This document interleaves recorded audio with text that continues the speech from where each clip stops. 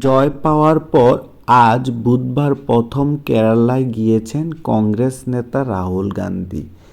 এবার লোকসভা নির্বাচনে দক্ষিণের ওয়ায়ানাড আসন থেকে বিপুল ভোটে বিজয়ী হয়েছেন তিনি।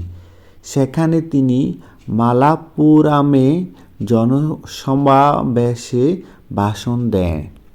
সেখানে দেশের প্রধানমন্ত্রী নরেন্দ্র মোদীকে বিদ্রূপ করে রাহুল গান্ধী বলেন, দুর্ভাগ্যজনকভাবে আমি প্রধানমন্ত্রীর মতো নই, আমি ঈশ্বর দ্বারা পরিচালিত নই, আমি একজন মানুষ।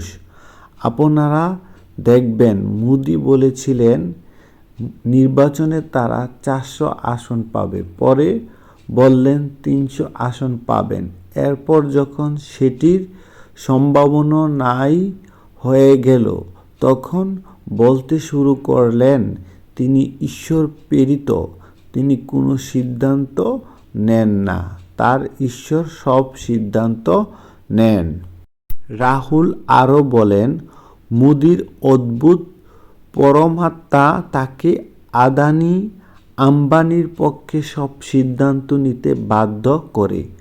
পরমাত্মা তাকে মুম্বাই বিমানবন্দর, লখনৌ বিমানবন্দর ও বিদ্যুৎ কেন্দ্র আদানিকে দিতে বলে।